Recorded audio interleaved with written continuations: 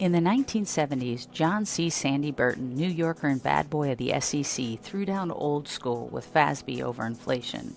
Burton was the Securities and Exchange Commission chief accountant, and he, like FASB, was considering the problem of how to cope with inflation in financial reporting and what it meant in regard to accountants presenting financial information fairly. Inflation was on everyone's mind. Richard Nixon was in re-election mode, and he took a Keynesian approach to deficit spending, instituted wage and price controls, and made the dollar a fiat currency.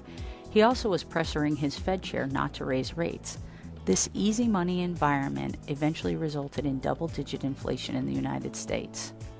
To deal with this issue, FASB recommended the use of constant dollar accounting and adjustment based on the general price index to establish purchasing power units to adjust for inflation. Burton did not agree, and in a series of lectures he disparaged what he defined as FASB's poo-poo purchasing power unit approach to inflation. Burton worried that poo-poo accounting had significant potential for misleading investors. Essentially, it would go against the presents fairly idea.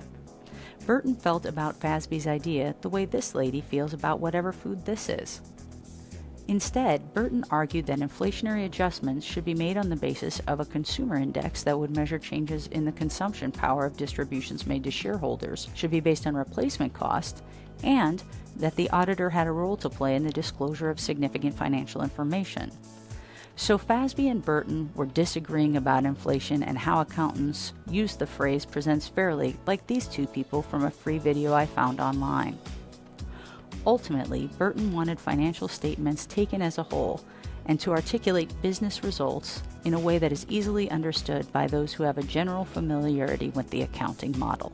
He thought that auditors must not prepare statements in a way that is misleading about the current or future state of the company, and any deviations from normal account procedures should be set forth and justified by the accountants.